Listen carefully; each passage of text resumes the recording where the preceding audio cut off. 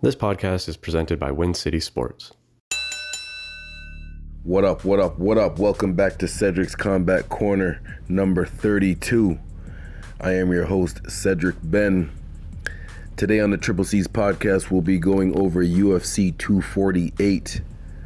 Of course, I'm a boxing coach, so I'm just going to stay in my lane and stick to the boxing part of the fighting. And so we'll do a very brief breakdown of the fight.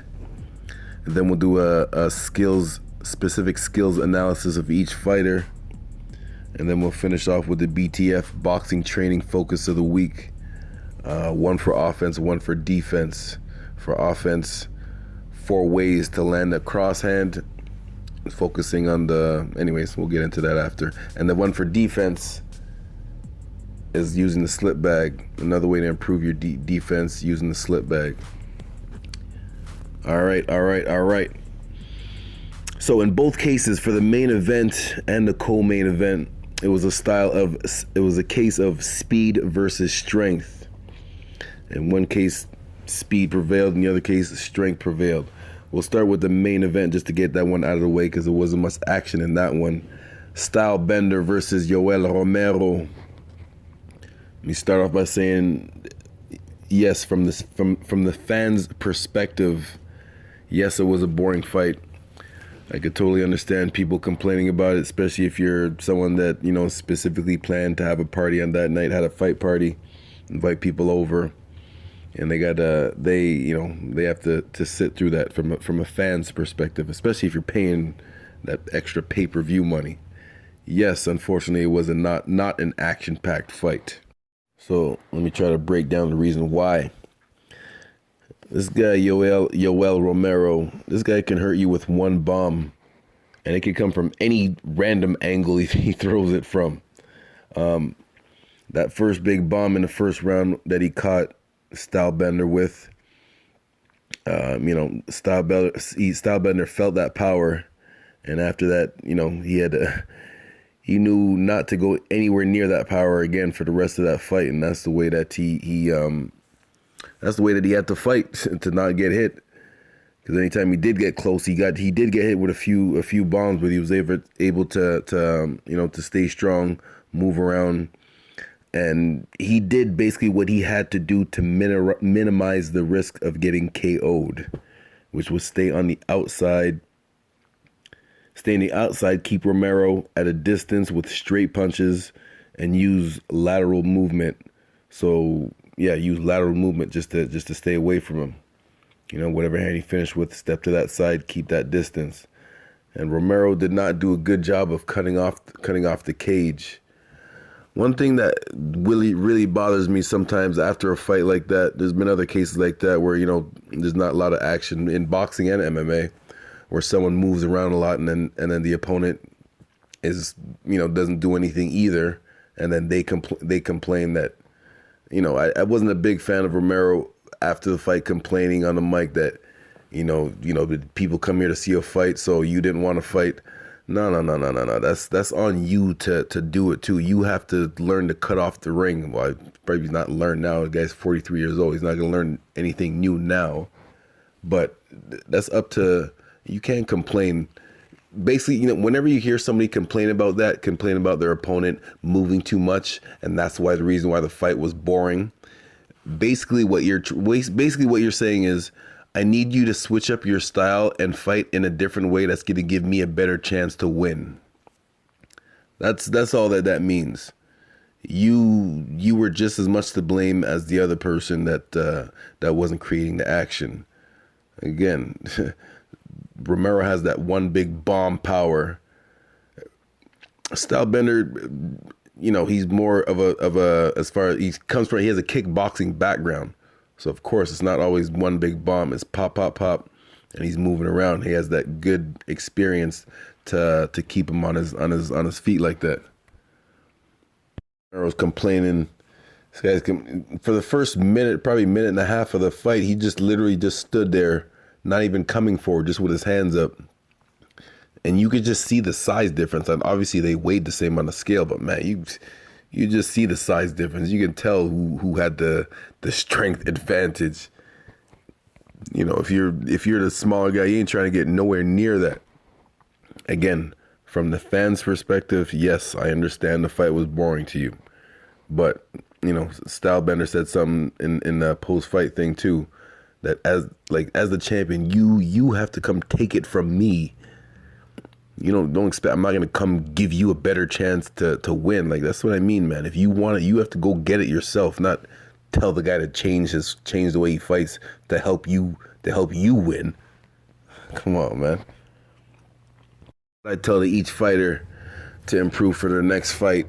Yoel Romero, you got to learn to cut off the ring a lot better. But again, at 43 years old, I don't know how much longer he's going to be fighting for. He looks like he's still in good shape. But yeah, you got to learn to cut off the ring. And that's a specific skill that every MMA competitor and boxer should have a good concept of, especially if you're moving up to the higher levels. I got a video on my YouTube page, Cedric Sports Training. It's either under the boxing education playlist or the boxing workout playlist, called How to Improve Your Lateral Movement, just moving through the ladders in your boxing stance, not crossing your feet. Just one of the drills to help you cut off the ring when you're in competition. Now for Stylebender, just simply for a split second longer to sit down on some of those punches. But again, you start to criticize someone when you won, and he fought the way he fought is the way the way you should fight to minimize the risk of getting KO'd. But if you want to really slow down your opponent, just for a split second, sit down a little bit more, specifically land those straight punches right on the chin or one hard one on the ribs. Specifically, when you're doing those body shots, I was gonna get into it on another time, but specifically with the body shots, if you're facing someone that's really coming forward at you, to slow them down, a good body shot would hurt, but not just anywhere. Like a specific body shot on the ribs, where even if you brace for it, you're still gonna feel it. The front part where you got the six pack, even if you see it coming, you can, flex and just brace for it. It's still gonna hurt, but not as hard. But on the sides, on the side of the ribs, of the rib cage, you catch someone there, it doesn't matter how much, even if they see it coming, no bracing for that. So, Stylebender, if you could catch one of those, still do what you were doing, stay on your toes, maintain your good kickboxing background experience, stay on your toes, keep these guys on the outside. Every once in a while, just sit down just a little bit more, just to land one good hard one on the chin or on the ribs. Yeah. All right. Now for the co-main event, who many people say was probably the most exciting female MMA fight of all time. You had the champion Weili Zhang versus Joanna. I apologize, I don't know how to pronounce her last name, but very good fighter. Heavy kickboxing background. So Zhang versus Joanna. Yeah, man, it's exciting from opening bell to the end. And as I said before, for the first fight, this was another case of speed versus strength. In the main event with Stylebender and Romero, speed prevailed. In the co-main event was speed versus strength. Strength prevailed. But let me break it down specifically. Joanna, man, she's a good fighter. She did all the right things. Again, I'm speaking specifically of the stand up and the boxing part. I don't know about the kicks. I'm just speaking from the hands. She was doing all the right things to that you're supposed to do, using her strength, using her kickboxing background, again specifically with the hands, and she was doing good. Her problem was her opponent matched her in all those categories when it came to good footwork and speed.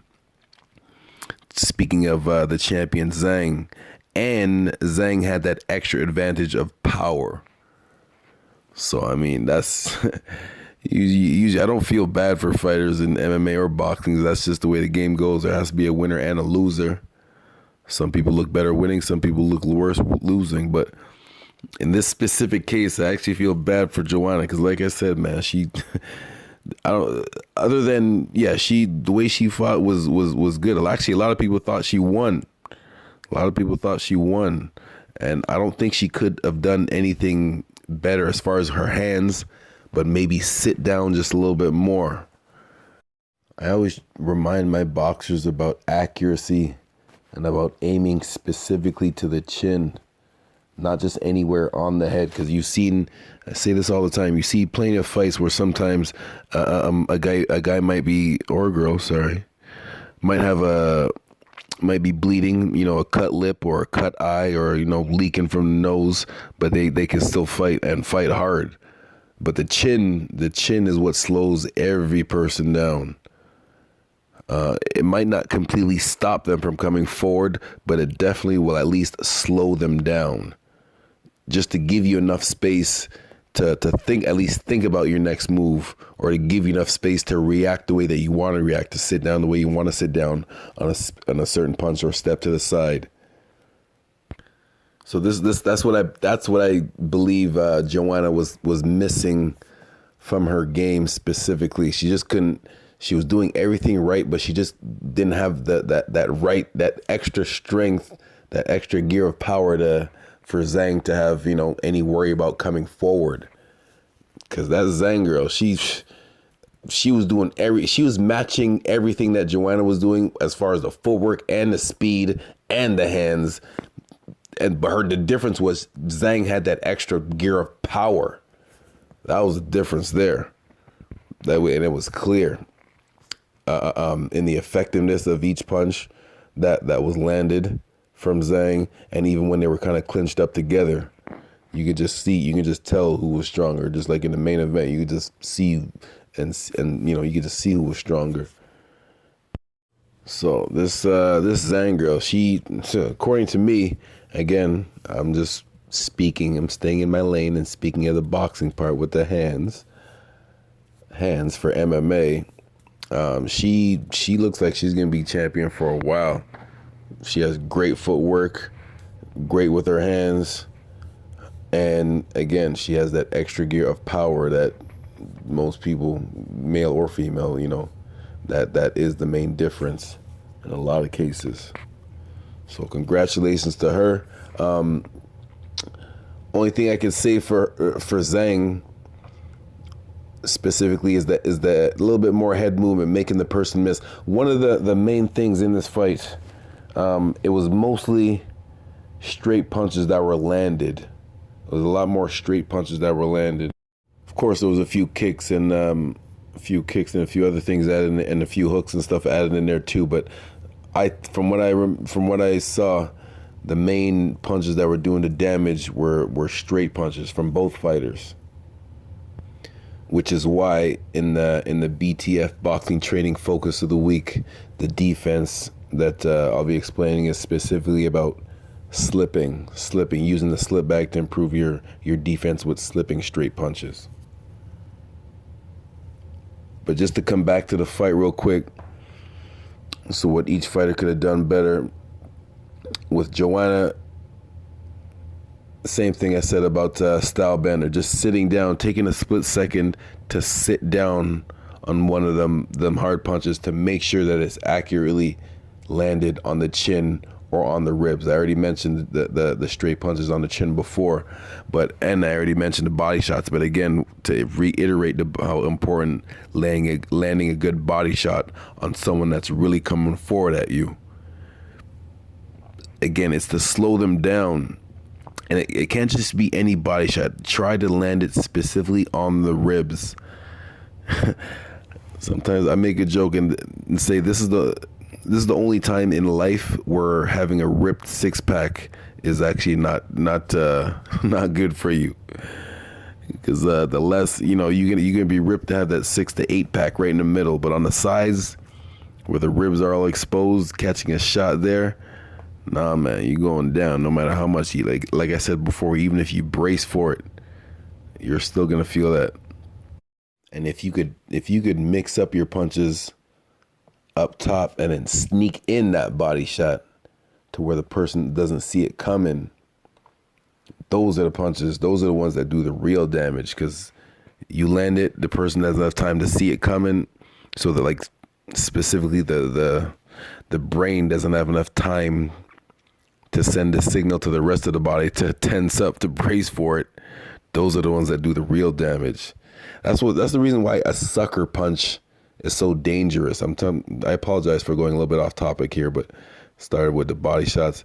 But just in general, that's the reason why a sucker punch is so deadly, because you don't see it coming, so the brain doesn't have any time to process or brace for the bomb it's about to get hit with. So going back to the body shots or the chin shot, if you can find a way to mix it up to land it where the other person doesn't expect it and they don't have time to brace for it, that will definitely help your case to help you win the fight. Yeah, all right. So for the BTF boxing training focus of the week, we'll start with the offense first. Video I just posted up last week or the week before about 4 different ways to land a straight cross. If the person's hands are a little bit wide, just a nice straight 1-2 right down the middle. The person's hands are a little bit closer together. Cross hand is right in front of the chin, and that jab hand is a little bit out in front of them, but still lined up with the chin. You're coming with a jab right up the middle just to keep your hands there, and then a cross right to the side of the chin. Still make it look like it's straight. You're not coming. It's not a hook. Make it look like it's straight. Landing on the side of the chin. Then the last 2, jab, jab, overhand right. Last one, jab, jab, step in with that nice left, right uppercut, or left uppercut if you're southpaw. Double jab, the last one, double jab, step in with that right uppercut. You really have to be highly skilled to land that one, because of course you got to get closer to land that uppercut. That's why most people don't even throw them properly, because it's probably the most riskiest punch. Best example is when Floyd caught Canelo with that double jab, step in with a right uppercut, and then out of the danger zone. So you can check the video on my YouTube page under boxing education for the 4 ways of landing that straight cross. But just focus on the first 2, the straight one right down the middle, and the jab and the coming to the side of the chin. But when you throw it, make it look like it's a straight cross. Those are them 2 main ones right there. If you can master those 2, that will really help your case for landing those good punches right on the chin. Again, not just anywhere on the head, but specifically on the chin to slow your opponent down. One of the best, probably the best example ever, not ever, maybe not ever, boxing's been around for centuries, is when Sugar Shane Mosley caught Floyd when they fought. If you get a chance, look at the 3rd round. I'm like 90% sure. Yeah, 3rd round. Mosley caught Floyd 2 times. The first time was a straight right 1-2 right down the middle. The second one was a jab and hook right to the side. I said hook, but it's not exactly a hook. You got to make it look like it's coming out like a straight right. And it came right to the side. So if you get a chance, check that out. It's either the 3rd or the 4th round. I'm pretty sure it's the 3rd round. And double check the second just to be safe if it's not the 3rd or 4th. Mosley caught Floyd with a perfectly straight, accurate 1-2 right down the middle on the chin. And then later on in the round, he threw the jab, made it look like he was coming with another straight 1-2, and came with a hook right to the side and really buckled him, like almost dropped him. That was the most hurt I ever seen Floyd in his whole career. So yeah, land those 2. I have an example of it. 4 ways to land them straight crosses. Focus on the first 2. The second one, the defensive focus. How to improve your defense using the slip bag. Another video. I made this video a while ago. Same thing under the boxing education playlist. And just showing you how to specifically slip. Using the slip bag, you can obviously use it for all type of defense, ducking under, stepping back too. But the main one you want to master first You know, I always talk about mastering the fundamentals is mastering how to use that slip bag to slip straight punches, making sure that you're using your legs, not just your upper body or your neck to lean to the side. Use your legs to make sure that you're balanced at all times. All right. If you're doing it in your gym, you know, try to have him in front of a mirror just to learn how to do it first.